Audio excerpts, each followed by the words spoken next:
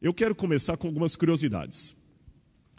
Uma vez eu ouvi um dicionário só de expressões idiomáticas, mas não tinha uma palavra nesse dicionário, só imagens.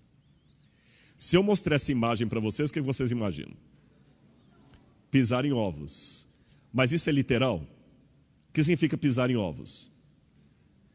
Tomar cuidado, cautela com aquilo que você vai falar, do modo como vai falar, não é isso? Se eu pensar nisso aqui, entrando pelo cano, não precisa nem traduzir. Todo mundo sabe o significado. Isso aqui, chorando leite derramado. E isso aí, é um conselho que os pais dão para os filhos. Andar sempre na linha. Mais um. Ah, você me quebra um galho. E esse aqui, tem gente que ama. Por que eu coloquei esses slides iniciais aqui? Para vocês que vivem no Brasil, que falam português do século 21, todas as imagens aí são claras, não tem problema nenhum. Mas imagine se isso aqui virasse Bíblia, e daqui a 2000 anos, alguém estivesse na igreja falando, olha, ele deu uma de João sem braço. Segundo disse o pastor Flávio, na epístola aos botafoguenses, irmãos, vocês devem andar na linha. E por favor, não deem de João sem braço, nem chorem o leite derramado. A igreja está tentando entender o significado daquelas expressões. Mas você já parou para pensar que o que não causa transtorno hoje, poderia causar daqui a 2000 anos? E você já pensou que a Bíblia também tem expressões e costumes estranhos de 2000 anos atrás, que se a gente não ler dentro do costume, da cultura, pode gerar um problema? Isso é muito sério. Há expressões na Bíblia que, por exemplo, Deus endureceu o coração de Faraó. Não é isso? Como é que a gente explica isso aí? A Bíblia fala que Deus não muda, ele fala assim, eu me arrependo de ter criado o homem. Estas expressões, a gente vai hoje tentar entender um pouco dessas expressões e de estranhos costumes da Bíblia à luz da arqueologia bíblica. Como é que a arqueologia me ajuda a entender parte daquelas expressões? Eu posso contar mais uma história de introdução antes de começarmos nos textos bíblicos? Por favor, eu vou falar isso aqui também pisando em ovos, porque eu não quero ofender a interpretação bíblica de ninguém. Nós podemos discordar, mas com respeito. Não é isso? Discordar com classe.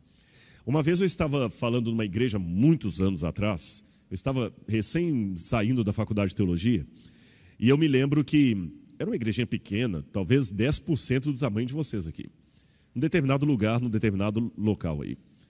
E havia várias perguntas que as pessoas faziam, e naquela época eu achava que podia responder pergunta de tudo. Hoje eu não faço isso mais. Vem pergunta de música, de tudo. E alguém perguntou sobre questão de corte de cabelo. E eu dei uma explicação sobre o corte de cabelo na Bíblia, que não agradou uma senhora mais conservadora que havia ali no local. Na época, hoje talvez eu teria um pouco mais de maciez para agir como eu agia, mas na época eu tinha 22 anos, então você pensa com a cabeça de 22 anos. Quando eu expliquei, uma senhora levantou no meio do auditório, não sei se você já passou por isso. É a pior coisa que tem, você estar falando, e alguém levantar e discordar em público. Dá vontade de morrer. Protesto! Quando eu vi a mãozinha levantando protesto e o coque, eu falei, pronto, é agora, é agora, é agora. E ela falou de maneira bem brava, assim, gesticulando com o chale, me lembro como se fosse hoje. É por isso que essa igreja não vai para lugar nenhum. O apóstolo São Paulo deixou bem claro na Bíblia que não é para mulher tosar cabelo. E as esposas de pastor estão tudo tosando cabelo. Está rindo por quê? Você estava perdido também. E ver esses pastorzinhos falar que não tem problema tosar cabelo. Tosar sique, como ela disse. Eu vou sair daqui, não quero ouvir mais. Mas quando ela começou a levantar para sair, eu falei assim, irmã, só um minuto, por favor, antes da senhora sair, só um segundinho, só um segundo, por favor. A senhora está correta. Ouça-me só uma coisa aqui. A senhora está certa. O apóstolo Paulo disse na Bíblia para a mulher não cortar o cabelo. Mas o mesmo apóstolo disse na mesma Bíblia para a mulher na igreja ficar calada, não dizer nada. Se tiver dúvida, perguntar ao marido em casa. Só já leu essa passagem? Eu não quis com isso, de maneira alguma, desrespeitar aquela senhora. Não me interpretem mal. Não me interpretem mal. Mas eu não posso me furtar de dar esse exemplo para vocês, apenas à guisa de ilustração, para vocês verem que Bíblia não é um livro para ser lido a pontapé. Aliás, você lê o Globo, a Folha de São Paulo, a revista Veja. Bíblia, você estuda, medita e segue. É diferente. Bíblia é para ser estudada, não é para ser meramente lida. Ler e estudar não são sinônimos perfeitos. Ficou claro isso para a igreja? Então hoje eu vou dar algumas contribuições para vocês de como a arqueologia me ajuda a entender algumas situações, passagens e expressões um tanto estranhas da Bíblia. E amanhã, às 17h30, pela parte da manhã, nós vamos ter aqui a Escola Sabatina às 9h, 9h30. 9 horas da manhã, horário de Brasília. Está tão perigoso falar horário de Brasília hoje, né? Horário de Friburgo, fica melhor assim. Horário de Friburgo, viu? Horário de Friburgo às 9 horas da manhã. Nós vamos estar aqui. Haverá primeiro o estudo da lição da Escola Sabatina. Mais ou menos às 10h30 da manhã nós vamos ter um culto, onde eu vou falar sobre o sentido da vida. Qual o sentido da vida? E às 17h, 17h30, pontualmente, nós vamos continuar o estudo de hoje à noite. Tá bom? Então aquela parte que você podia perder era de hoje. Amanhã que você não pode perder. Tá bom? Vamos ver aqui um exemplo. Chifres de Davi. Você já ouviu falar que Davi tinha chifres? Não? Pois a Bíblia fala dos chifres de Davi. Salmo 132, verso 17. Dependendo da tradução da Bíblia, vai estar um pouquinho diferente, viu? Salmo 132, 17. Tem um microfone aí que alguém possa ler para mim? Só para... Isso, o Eduardo está com o microfone ali. Se alguém encontrou, fique em pé. Eu gostaria que lesse esse texto para a gente. Salmo 132, 17. Dependendo da tradução, vai ficar um pouquinho diferente, viu? Quem pode ler para mim, por favor? Aqui, ó. Ele já está vindo lá. E você que está em casa, acompanhe aí na sua Bíblia. Pega a Bíblia, folheie a Bíblia agora, acompanhe aí com a gente, tá bom? Salmo 132, 17. O que diz ali? Ali farei brotar o poder de Davi. Prepararei uma lâmpada para o meu ungido. Ali farei brotar o poder de Davi. Muito obrigado. Em algumas Bíblias está assim: ali farei brotar o chifre de Davi. E no hebraico está a palavra chifre mesmo, keren.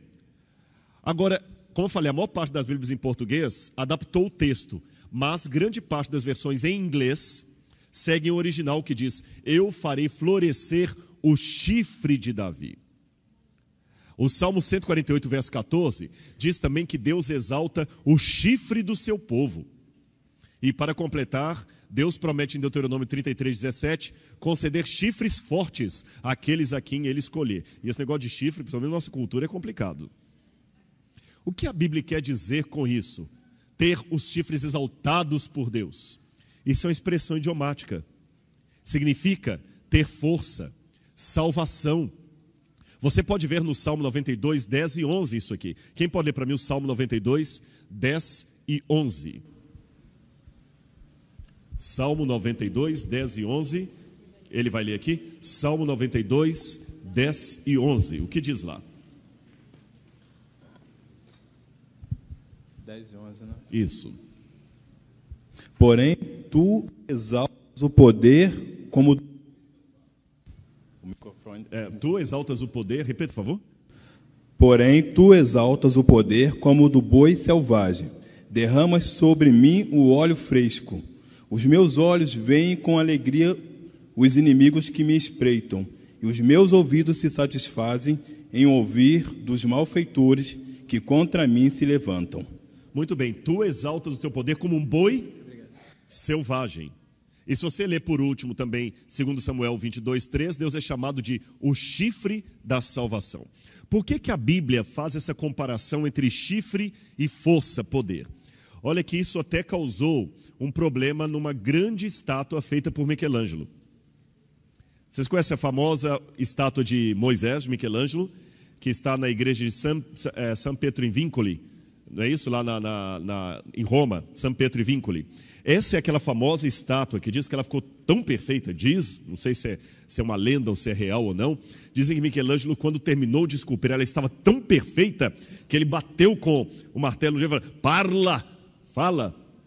E olha que Michelangelo, quando retratou Moisés, ele botou na cabeça dele 2 chifres. É porque a Bíblia fala que quando Moisés veio do monte Sinai, havia 2 chifres aqui, mas não eram chifres, eram os raios do poder de Deus. Só que a palavra hebraica keren significa tanto chifre quanto poder. Há outras estátuas de Moisés também que o representam como chifre. Por quê? Na Bíblia latina, que Michelangelo seguiu quando ele fez, eles traduziram a palavra keren, ao invés de força, poder, glória, traduziram por chifre, literalmente. Lembra a expressão pisar em ovos? É como se alguém entendesse aquilo literalmente, e acabou Moisés ficando erroneamente com chifres na estátua, quando deveria ser com raios de luz. Viu como é que uma expressão idiomática muda todo o contexto? E por que o chifre? Gente, imagina o povo de Israel via os animais, aqueles animais ferozes. Quando ele ia atacar, ele batia o que no outro? O chifre. Então você vê um animal desse, você imagina que o chifre realmente é uma grande força. Aliás, o chifre era um símbolo de tão grande poder que quando havia uma guerra, sabe de que eles faziam as trombetas? De chifre. De chifre. É o shofar. A gente imagina Josué em volta de Jericó, com aquelas trombetas de prata compridas, né, medievais. Não. Quando Josué rodou Jericó, os chifres, as trombetas que ele tocavam, eram trombetas de chifres assim. Assim que eram então os chifres usados naquela época, até para guardar azeite também. Quando eles iam ungir um rei, eles colocavam o azeite dentro de um chifre oco. O que significa que ele ia receber poder. Olha aqui também um desenho hitita de uma mulher segurando na mão um chifre. E até os persas também, quando iam consagrar uma terra, eles pegavam um chifre de ouro ou de argila e colocavam azeite e ungiam aquela terra através do chifre. E não precisa ir longe. Com base nisso, fica fácil entender a profecia de Daniel, capítulo 8, que mostra um bode lutando contra um carneiro e fala que o bode tinha chifre e quebrou-se-lhe o grande chifre. No Apocalipse, a besta do Apocalipse tem 10 cabeças, 7 cabeças e 10 chifres, 10 formas de poder. Então aqui vocês entendem claramente a expressão. Agora eu quero mostrar para vocês uma outra passagem. Vou mudar agora de slide.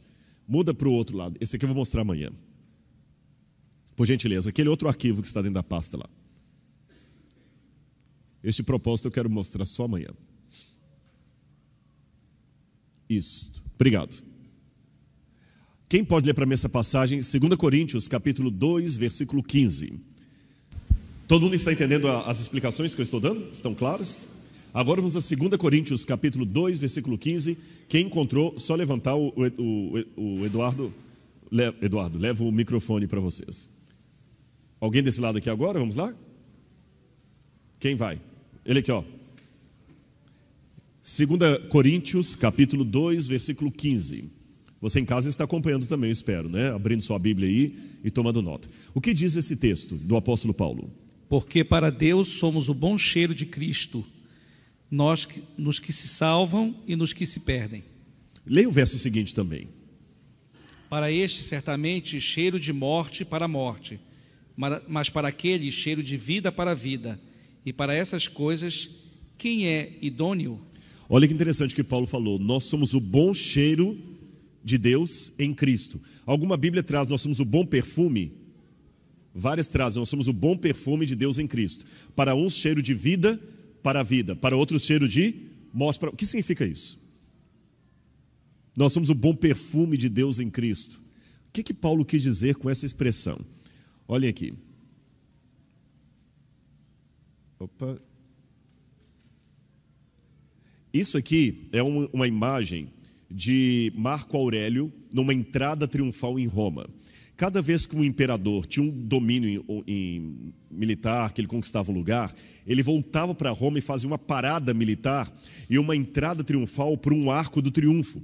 Por isso há vários arcos do triunfo em Roma. O arco do triunfo de Tito, o arco do triunfo de Vespasiano, etc. E aqui nós temos um desenho de Marco Aurélio, que viveu evidentemente depois de Paulo, entrando num arco do triunfo. E o que ia ali? À frente dele iria um trombeteiro. Estão vendo? Essa aqui é uma trombeta romana, ó. Um trombeteiro, e cavalos. Por isso que a Bíblia, quando fala da volta de Jesus, coloca antes da vinda de Cristo, anjos com trombetas. É que a Bíblia foi escrita, irmãos, dentro de uma cultura e Deus usou os padrões daquela cultura para comunicar a sua mensagem. Você está querendo dizer então que não vai ter anjo com trombeta? Não é bem isso. A questão que quer dizer é que a volta de Jesus vai ser aquilo que você imaginou, mas algo muito maior do que você imaginou. Aqueles desenhos que a casa publicadora faz, ou que você viu em folhetos, aquilo não chega aos pés do que vai ser. Porque Deus está usando categorias humanas para explicar coisas que nós nem imaginamos. Eu vou dar uma ilustração, os irmãos vão entender o que eu quero dizer. Imagine que você pegue um índio que nunca esteve na civilização, tá certo? Você pega aquele índio lá do meio da civilização, venda os olhos desse índio, coloque uma venda nos olhos dele, traga esse índio com os olhos vendados até o centro aqui do Rio de Janeiro. Fala um lugar bem agitado aqui no Rio. Falaram um monte aqui. Qual? Lapa? A Lapa, vários falaram a Lapa aí, né?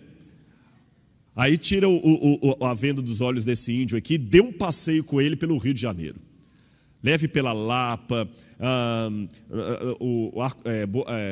Santa Teresa, o Arco de Santa Teresa, Praia de Copacabana, rode com ele por todo o Rio de Janeiro ali, a linha vermelha, tudo. Depois você coloca de novo uma venda nos olhos desse índio e leva lá para onde ele estava. O que vai acontecer com ele?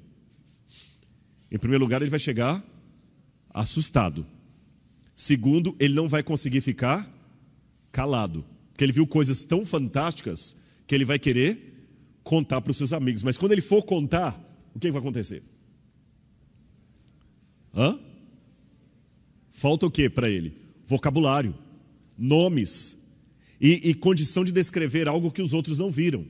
Como esse índio então vai fazer? O que vocês acham que ele vai fazer? Ilustrar como? A partir de quê? Da realidade dele. Ele vai pegar folhas, árvores, animais e vai talvez tentar falar de um metrô como sendo uma lagarta grande com pessoas dentro, ou uma cobra gigante com pessoas dentro.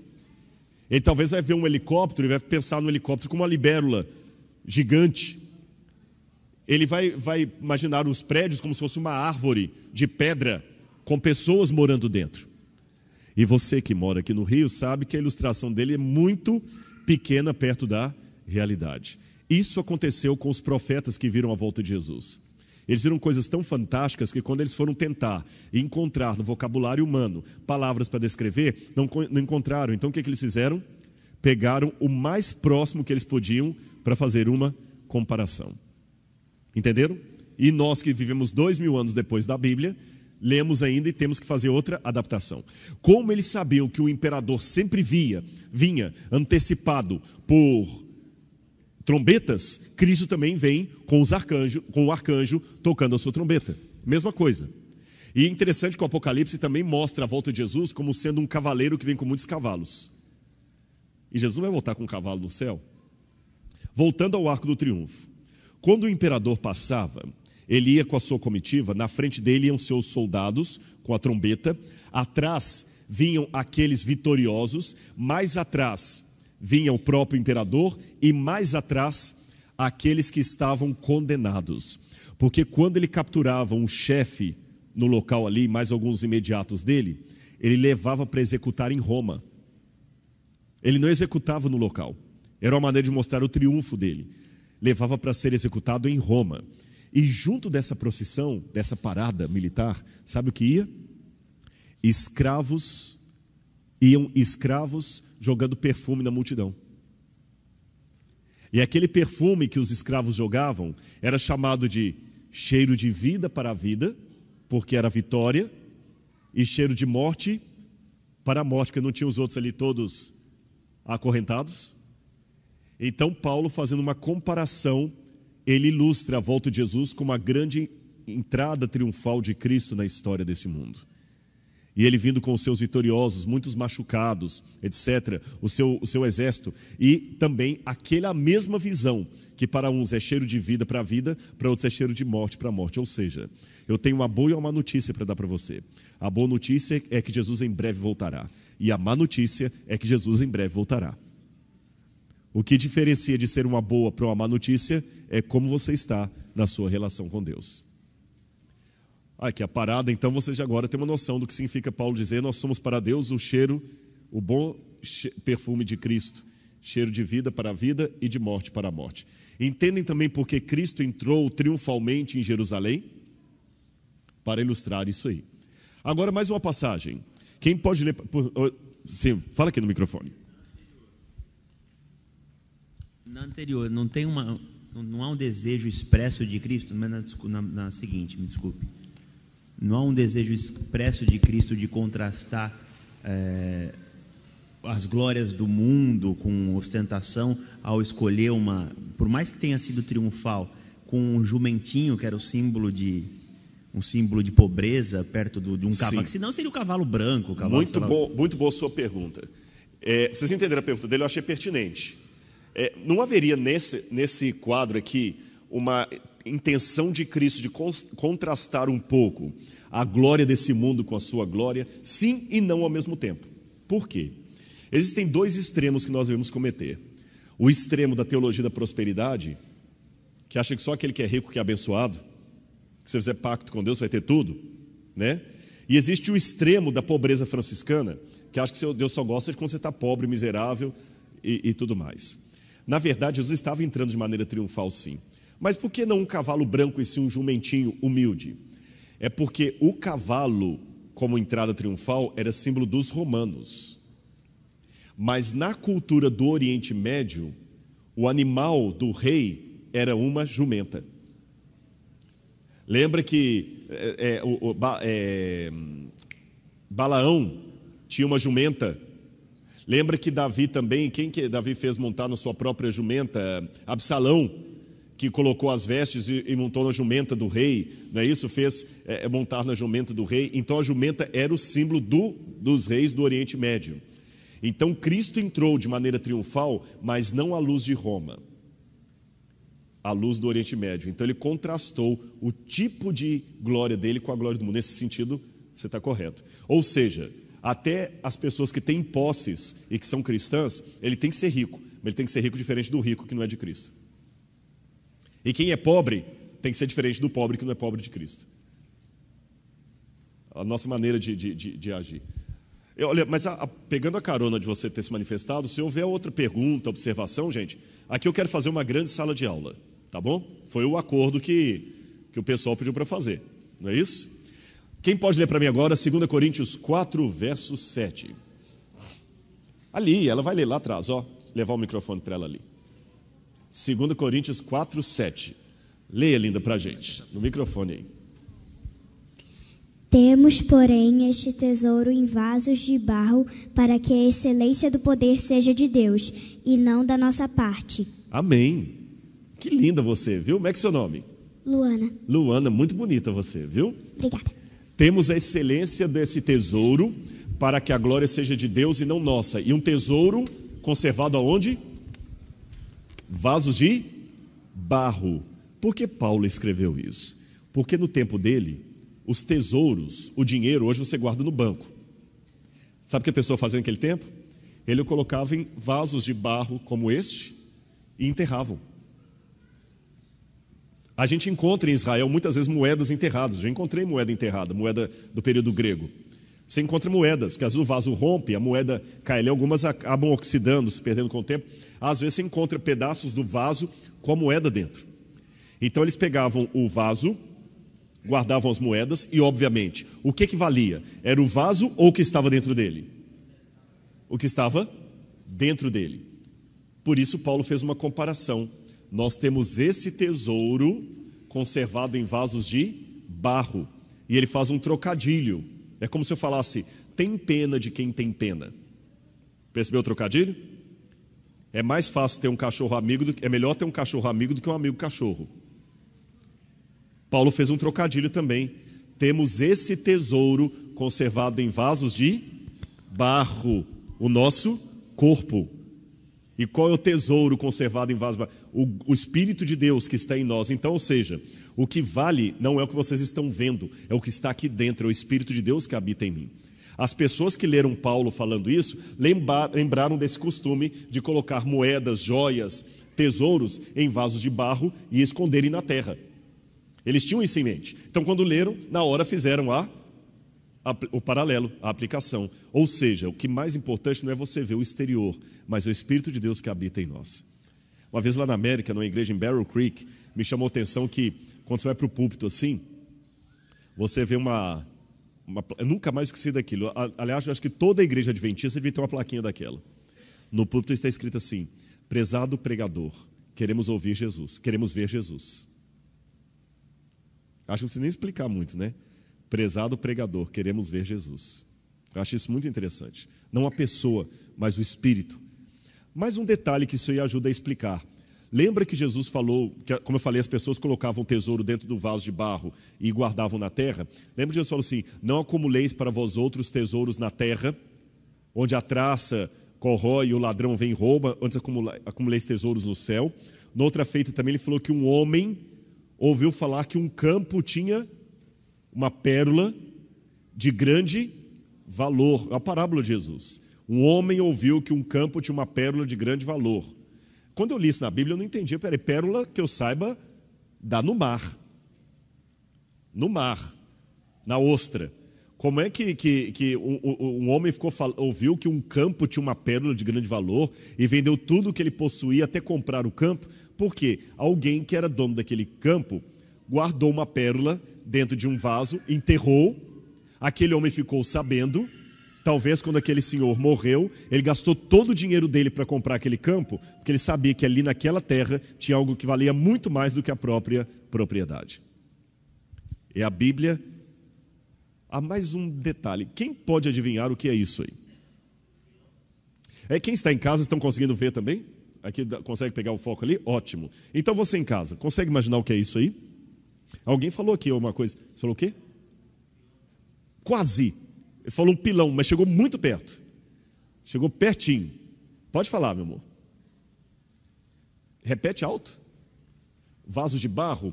Quase isso.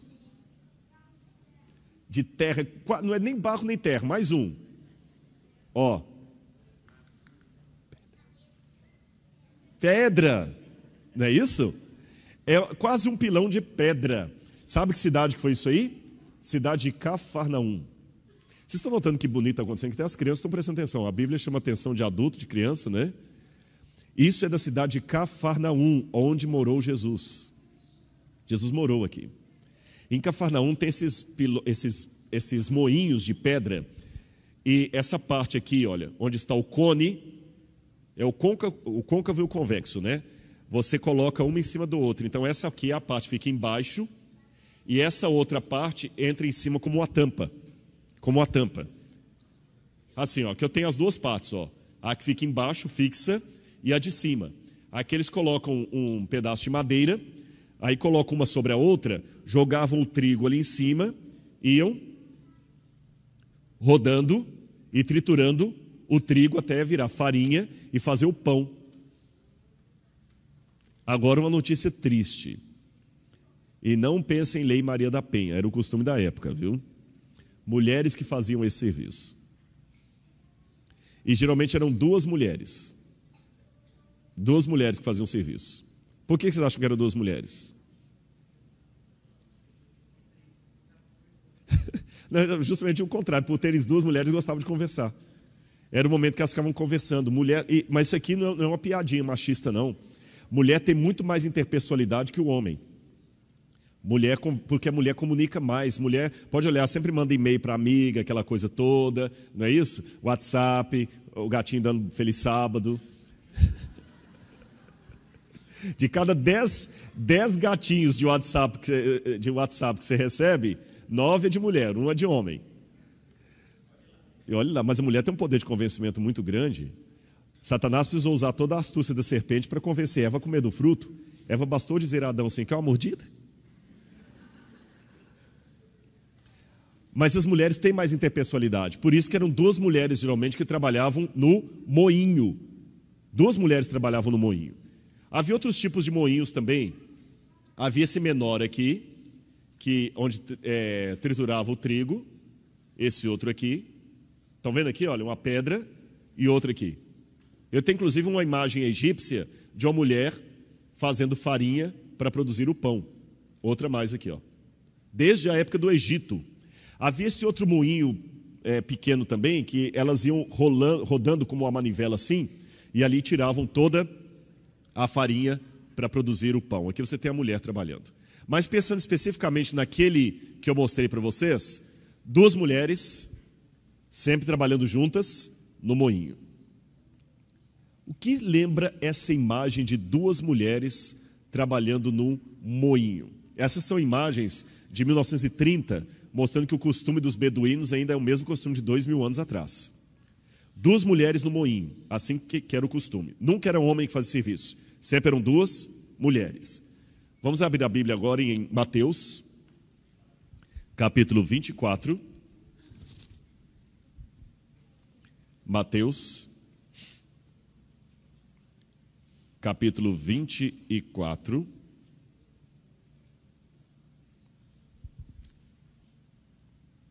Versículo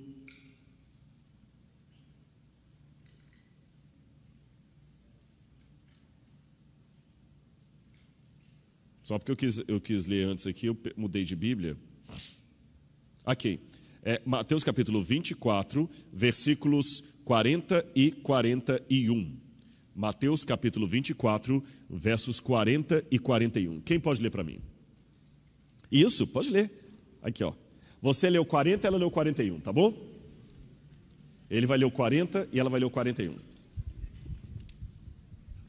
Então, estando 2 homens no campo, será levado um e deixado outro. Isso. Olha, os homens trabalham geralmente no campo, não é isso? Lembra que eu falei que as mulheres trabalhavam no moinho? 2 homens estarão no campo, um será tomado e deixado o outro. E as mulheres?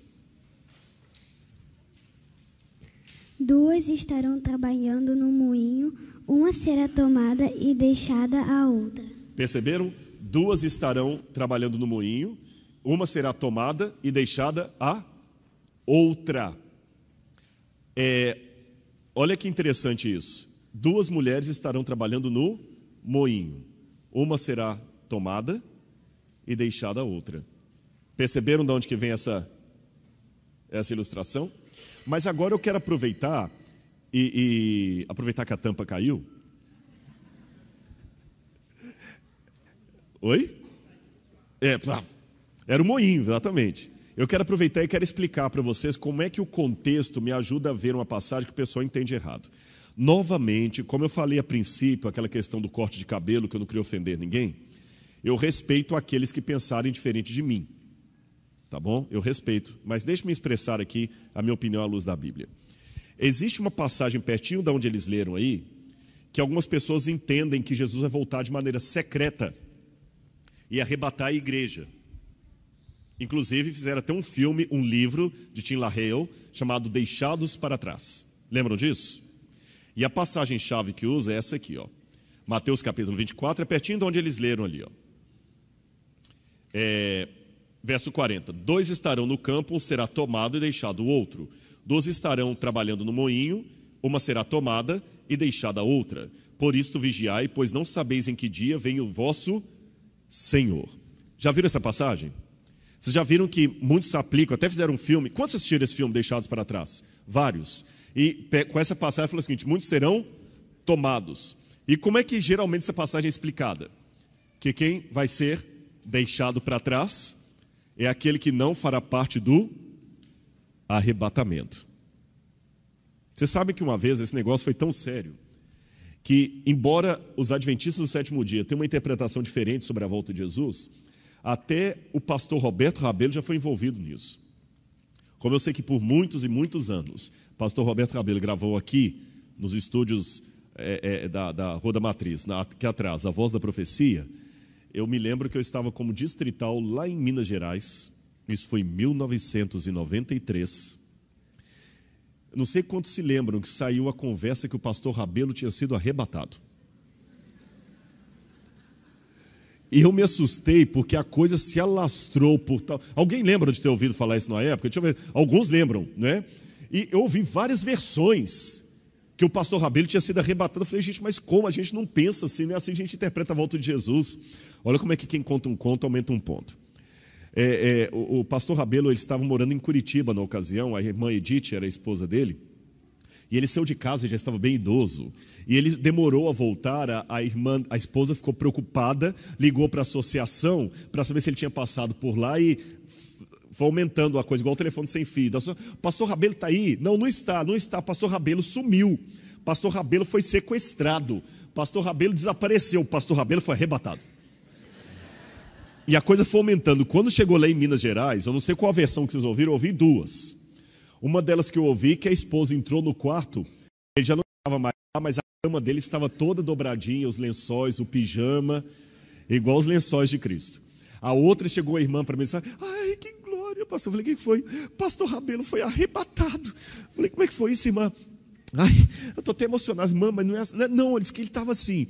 A esposa dele estava trabalhando no jardim, e assim, aí ele chegou atrás dela e falou assim: ó, querida, até o céu. Quando ela voltou, só estava o chinilinho dele no chão.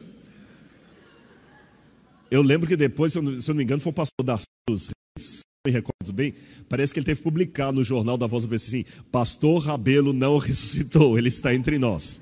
Não ressuscitou, não foi arrebatado.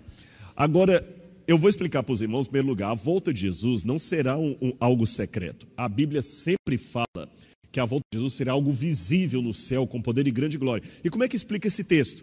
Muito simples. O que é que eu estou mostrando através da arqueologia aqui? Vamos olhar o contexto. Volta o olhar para a Bíblia aqui. Vamos olhar os versos anteriores. Conhecem o provérbio que diz: texto fora de contexto vira pretexto. Mateus capítulo 24, nós lemos o verso 40 e 41, não foi? Que aliás, eles leram para mim lá e eu repeti aqui. Vamos ler os versos anteriores aqui. Verso 37. Todos estão com a Bíblia aberta? Verso 37. Você em casa também acompanhe. Verso 37. Pois assim como foi nos dias de Noé, também será a vinda do Filho do Homem. Interromper um pouquinho assim. Pois assim como foi, também será. Eu estou aqui usando uma comparação. Concordam comigo? Assim como foi os dias de Noé, será vindo o Filho do Homem. Então vamos ver como foi os dias de Noé. Porquanto, assim como nos dias anteriores ao dilúvio, comiam e bebiam, casavam e davam-se em casamento, até o dia em que Noé entrou na arca. Ou seja, antes do dilúvio estava todo mundo trabalhando nas suas atividades normais, até o dia que Noé entrou na arca. Até o dia que Noé entrou na arca. Verso 39. E não o perceberam, senão quando veio o dilúvio e os levou a todos. E os tomou a todos, os levou. Ou seja, o pessoal estava feliz, seguindo a sua vida normalmente, até que Noé entrou na arca e veio o dilúvio e os levou. Quem foi levado pelo dilúvio? Quem se salvou, quem se perdeu? Quem se perdeu. Porque foi afogado. Não é isso? Não é isso? Até que veio o dilúvio, o tromba d'água, e os levou a todos. E não o perceberam, senão quando veio o dilúvio e os levou a todos. Assim será também a vinda do Filho do Homem. 2 estarão no campo. Um será tomado, levado, e o outro será deixado. Raciocine comigo. Se ele está comparando com o evento do dilúvio, e os que foram levados, tomados pela tromba d'água, foram os que se perderam, quando ele continua falando, assim será na vinda do Filho do Homem, um será tomado, e o outro será deixado, significa que será poupado, salvo. 2 estarão no moinho, 2 estarão no moinho, uma será tomada, e a outra será deixada, poupada. Ou seja, o que toma, o que leva, não é a volta de Jesus, é a comparação com o dilúvio. Então, nesse aspecto, o Tim LaHaye acabou lendo o texto do modo diferente do que Jesus queria ensinar. Jesus queria ensinar que felizes os deixados para trás. Porque o texto é muito claro. Ele compara com o dilúvio. E vê o dilúvio e os levou a todos. Também será assim na vida do Filho do Homem. Um será levado, tomado, o outro será deixado. 2 estarão no campo. Um será levado, tomado. O outro será deixado, poupado. Viu como é que apenas lendo o contexto você esclarece muito? Vamos continuar aqui. Ainda temos mais 10 minutos. Dá para a gente continuar mais um pouco aqui.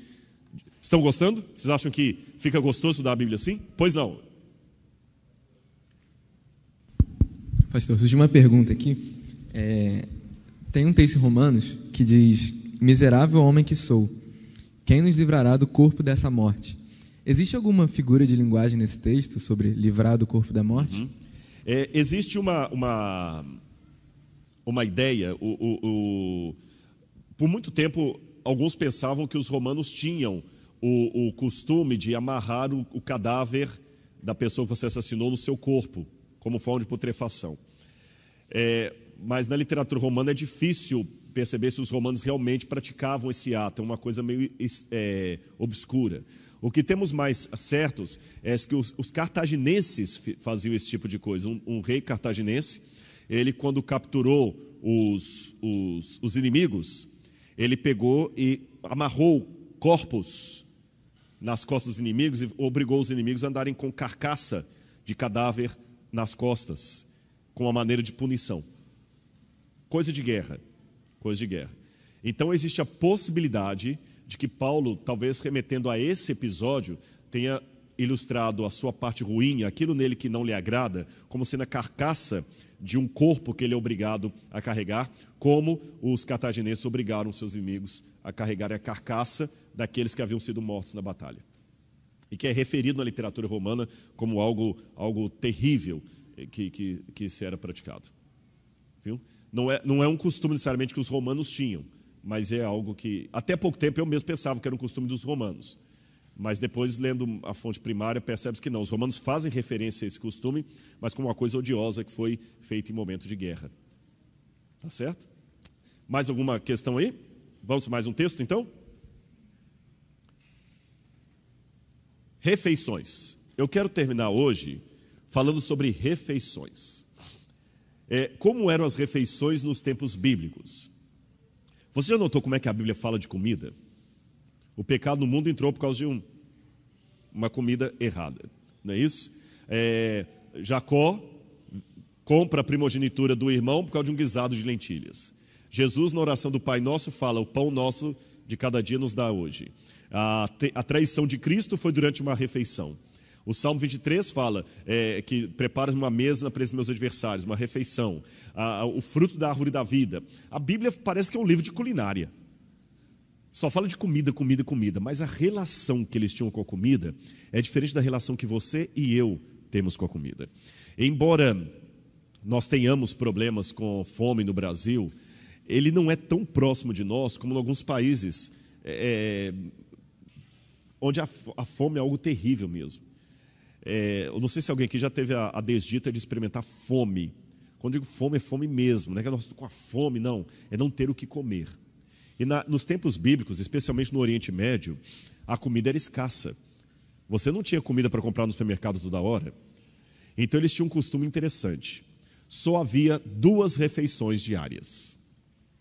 Não havia esse costume que nós temos de comer entre as refeições. E comer era um ato sagrado, porque era tão rara a comida, que olha que curioso. Se você me chamasse assim: Rodrigo, vamos almoçar amanhã na minha casa? Eu falo: desculpa, não dá? Tudo bem. No Oriente Médio, se você convida alguém para comer com você e ele não aceita, é uma ofensa muito grande. Muito grande. E mais, você não pode comer em pé. Não estou falando, quando eu falo Oriente Médio, deixa eu fazer uma notinha de rodapé aqui. Se você for a Israel hoje, Jordânia, você tem Pizza Hut. No Egito tem Pizza Hut, tem McDonald's, tem essa junk food americana todinha lá.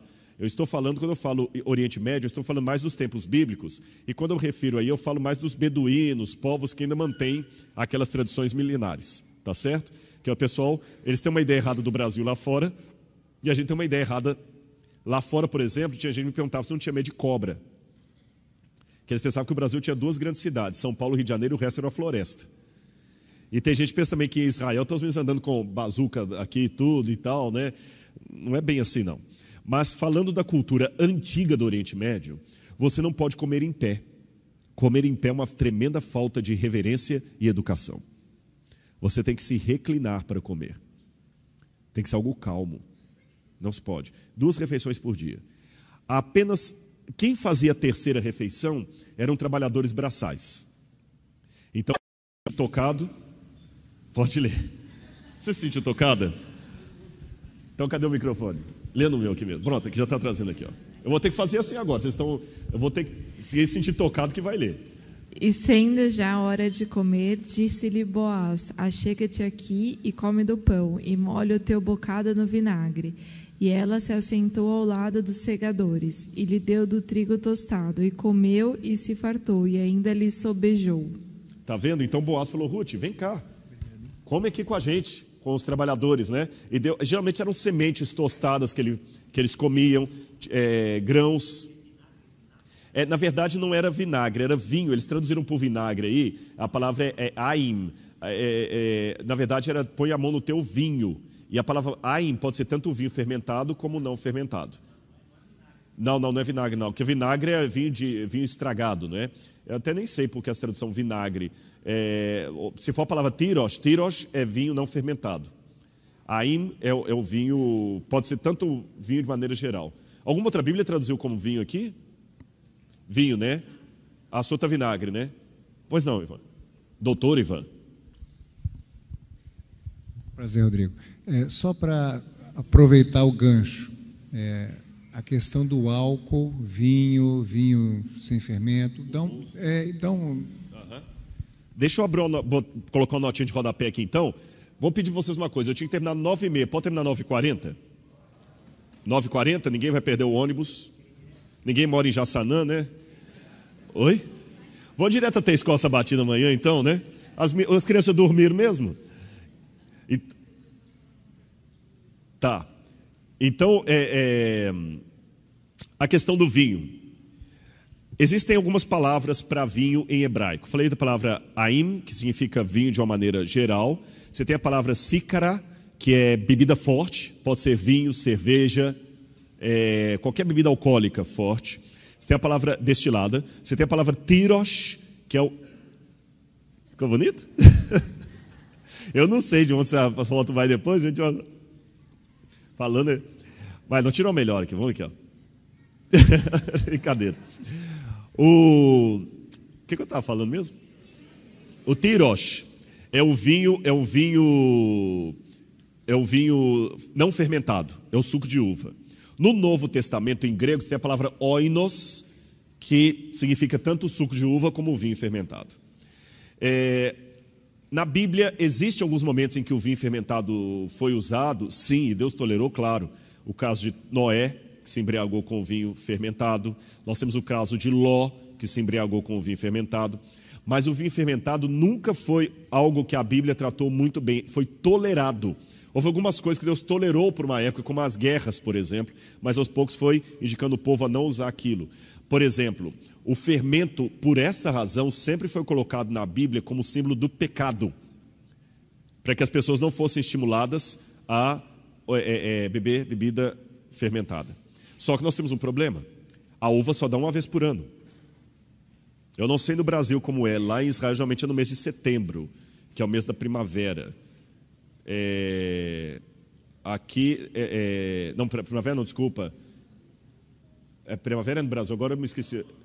Outono, está começando o outono. Geralmente na primavera, no início do outono, que dá, primavera no Brasil, que dá a uva em Israel, no Oriente Médio. Uma vez por ano. Se a uva só dá uma vez por ano, como é que você vai armazenar não alcoólico o ano todo? Eles faziam da seguinte maneira: vinho de passas. Era um suco de passas. E eles misturavam bastante água, justamente para dar para as crianças e para as pessoas não embriagarem.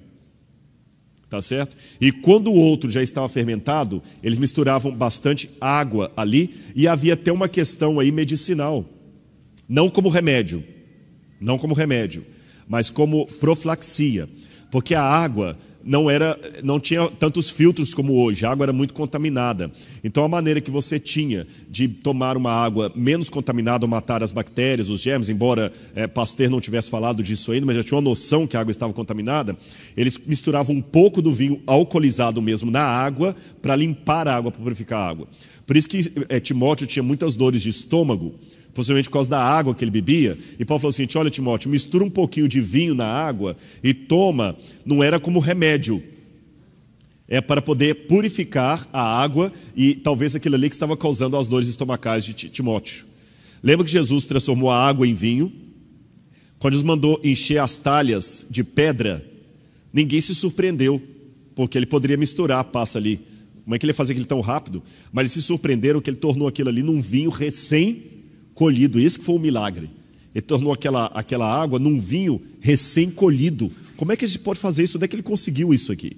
Então, na minha opinião, Oi? Não usou passas, ele transformou água em vinho. Com passa é fácil, exato. Por isso quando ele fala assim, encha de água, eles encheram sem muita surpresa, porque pensaram que ele ia talvez tentar arrumar alguma coisa ali. E ele transforma a água em vinho. Na minha opinião, não era o vinho fermentado, porque Jesus não iria usar algo fermentado numa cerimônia como o casamento, muito menos na Páscoa, quando você não podia ter nada fermentado, até o pão era sem fermento. Então na Santa Ceia também não poderia ter vinho fermentado. Não sei se isso aí já ajudou. A comida do rei não tem só ali a pureza dos alimentos, mas também tem a parte religiosa, que os alimentos eram oferecidos aos deuses. Ídolos. Exatamente. Né, antes de serem comidos. É isso mesmo. Mais alimentos sacrificados aos ídolos. Esse era o problema de Daniel. Mas voltando aqui, o único dia que havia uma refeição ao meio-dia, do almoço, era no sábado, no Shabat. Agora, a principal refeição era à noite. E havia a etiqueta de lavar as mãos e os pés antes de comer. Lembram que a Bíblia fala de Eliseu, que era aquele que deitava a água nas mãos do seu senhor na hora de comer. Aqui nós temos uma fotografia egípcia. Lembra que eles perguntaram a Jesus, os seus discípulos comem sem lavar as mãos? Era uma questão cerimonial. Comia-se geralmente reclinado. Essa era a postura que as pessoas comiam. As pessoas pensam geralmente na Santa Ceia, deixa eu ver se eu tenho uma foto aqui, assim, não é? Não é a imagem que o pessoal tem na Santa Ceia? Leonardo da Vinci? Em Santa Maria delle Grazie, em Milão, que está esse afresco. Não era assim que as pessoas sentavam. Eles se reclinavam, mais ou menos assim como os gregos.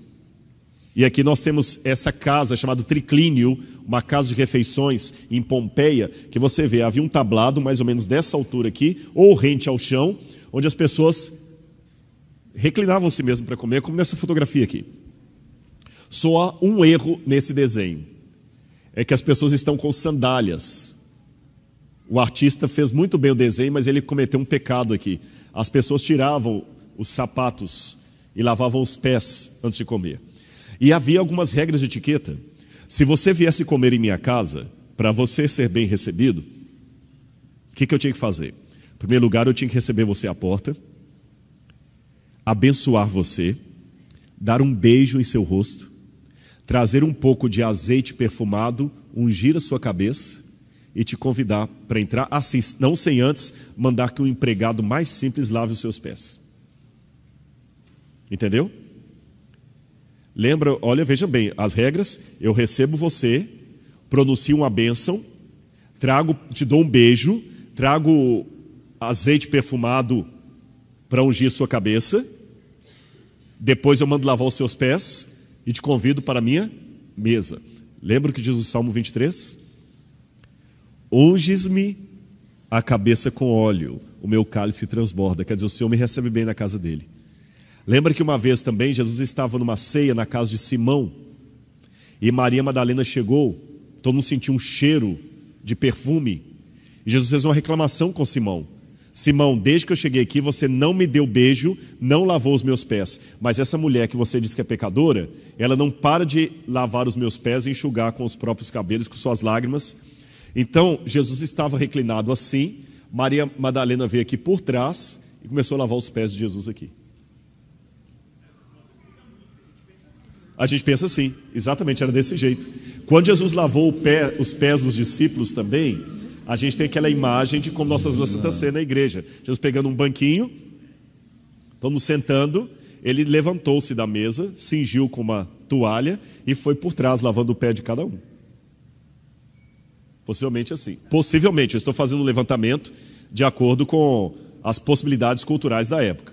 Lembram também, uma outra coisa que acontecia, quando as pessoas estavam reclinadas à mesa, havia música. Muita gente cantava para alegrar quando era uma festa especial. Há um outro detalhe curioso, as pessoas não comiam carne todos os dias. A carne era consumida no máximo 3, 4 vezes por ano. Porque como a carne era rara, só quando havia algo muito importante para você mandar matar um animal e comemorar. O sacrifício, aí só o sacerdote que participava, e os levitas. Quando é que o pessoal comia carne? Na Páscoa, que era o Cordeiro Pascal, ou quando tinha uma festa muito importante, eles comiam a carne. Lembra que o filho pródigo, o mais velho, reclamou com o pai: pai, há quanto tempo eu te sirvo, o senhor nunca me deu um cabrito para eu celebrar com os meus amigos? E tem mais outra coisa da parábola do filho pródigo que ilustra isso aqui. Lembra que eu falei que as pessoas ficavam cantando e dançando enquanto todos ficavam à mesa comendo? Quem pode ler para mim Lucas capítulo 15, versículos 24 e 25?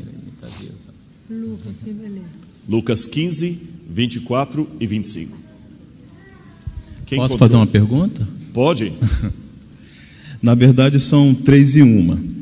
Pode só terminar essa parte aqui, só para não quebrar o raciocínio? Lucas 15, 24 e 25. Aproveita e lê esse texto então para mim, por favor, Cid. É que já bateram o sinal ali que tem que terminar meu sermão, viu?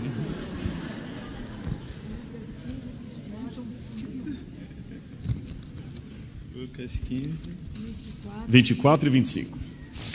Porque este meu filho estava morto e reviveu, estava perdido e foi achado, e começaram a regozijar-se. Ora, o filho mais velho estivera no campo, e quando voltava, ao aproximar-se da casa, ouviu a música e as danças. Ouviu a música e as danças. Consegue imaginar aqui agora, ó?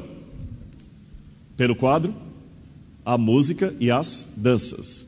Agora, eu quero terminar minha parte aqui falando com você sobre a questão dos primeiros lugares. Então eu vou dar a oportunidade de fazer a pergunta dele e vou concluir a minha fala aqui, tá bom? É como o senhor falou, né? A Bíblia tem que ser bem estudada, porque senão causa alguns problemas.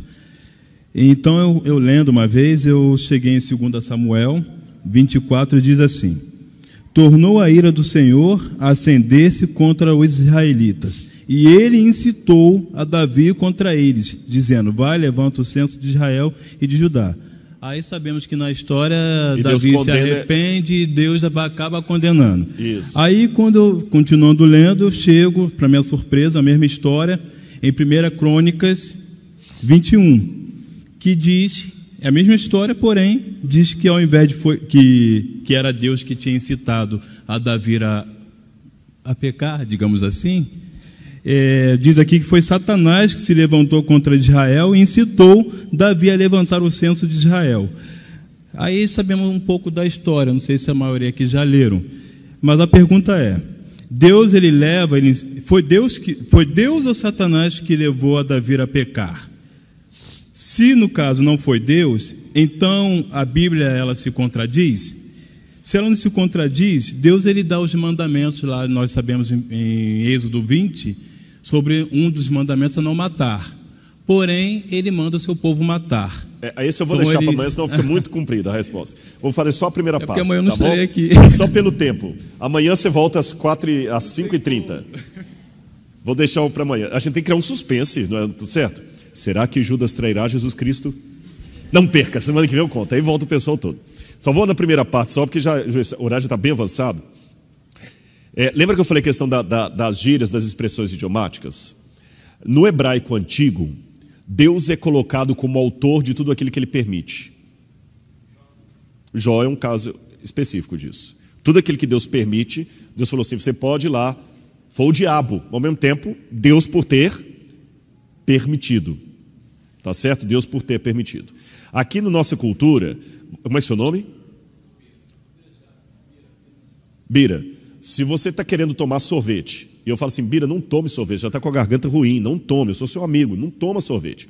E você fica insistindo demais, você está sendo chato, fala assim, Bira, tá bom, não vou falar mais nada, vai lá, compra sorvete, toma, não vou falar mais nada, não está mais aqui quem falou, tá bom? Vai lá, toma sorvete. Se você olhar o pé da letra na língua portuguesa, eu estou usando um imperativo, eu estou lhe dando a ordem de tomar sorvete, mas essa ordem não é literal, é apenas uma forma, um eufemismo que eu estou usando para dizer que você me venceu pela sua teimosia. Não é isso? Sabe como eu falaria assim em hebraico antigo? Eu te farei tomar sorvete. Eu te farei tomar sorvete. É apenas uma figura de linguagem. O Senhor endureceu o coração do faraó. O Senhor incitou Davi. Um autor colocou usando a expressão idiomática, outro colocou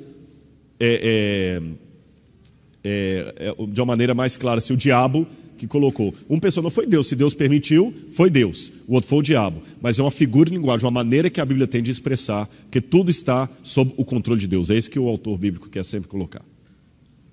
Bom, agora terminando a minha parte aqui, eu queria mostrar para vocês, Jesus um dia falou assim, quando vocês forem a um lugar, não procurem os primeiros lugares para comer. Lembram disso? São para passar vergonha. Você senta no primeiro lugar, alguém fala, desculpa, sai daí que esse lugar pertence a outro.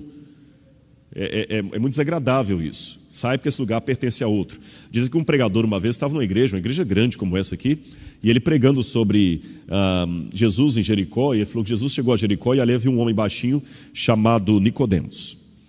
E aquele homem era ladrão. E ninguém gostava de Nicodemos naquele lugar. E Nicodemos porque queria ter um encontro com Jesus. E Jesus um dia chegou ali e Nicodemos pensou, é a minha oportunidade. Nicodemos era pequenininho, ladrão. E alguém também avisou o pastor que ele estava errado. Ele não percebeu. E ele continuou. Então Nicodemos, correndo para ver Jesus, subiu num galho de árvore. E aí Jesus olhou e estava Nicodemos lá em cima. Aí quando ele percebeu, vários falando de Zaqueu, para não perder a compostura, ele falou, então Jesus olhou para Nicodemos e falou, Nicodemos, desce porque esse lugar pertence a Zaqueu. Essa é uma maneira que você tem de não perder o rebolado durante o sermão. Então, quando você for ao primeiro lugar, Jesus falou o seguinte, olha, for a uma festa, não procure os primeiros lugares, porque vai ficar chato para você. Alguém falar, olha, dá licença, porque esse lugar é para... O que Jesus quis dizer com isso? Essas mesas de jantar chamavam-se triclínio, porque eram de 3 partes. A primeira que eu estou mostrando aqui com laser, para o pessoal de cá aqui, essa primeira parte é onde ficava o anfitrião, o dono da casa, com seus parentes. Tá certo? Aqui no meio eram os primeiros lugares, onde ficavam os convidados de honra. E aqui, os mais simples, empregados, até escravos, podiam sentar ali. Lembra que Davi e Mefibosete comiam à mesa do rei? Ficou claro isso para os irmãos? Então aqui eram os parentes, os primeiros e os mais simples. Exatamente. E a Santa Ceia também é algo assim. Agora vamos ver o que aconteceu aqui. Onde é que estaria Jesus ali na Santa Ceia? Se a Santa Ceia era algo assim, diferente do quadro Leonardo da Vinci a gente imagina Jesus no meio, 6 de cada lado. Não é isso? Onde vocês acham que Jesus estaria? Só vou falar amanhã às 17h30. Então amanhã eu conto com vocês aqui às 17h30 para a gente continuar esse estudo. Eu vou falar onde estava Jesus, onde estava João, onde estava Pedro e onde estava Judas. Tá bem? E você que está em casa amanhã, vai ter também transmissão ao vivo, pessoal? Vai ter? Você que está em casa amanhã, liga aí no canal do YouTube às 17h30 aqui da Igreja de Botafogo para você acompanhar o estudo da Bíblia. Vamos ficar em pé, fazer a oração final e amanhã às 9 horas, Escola Sabatina aqui.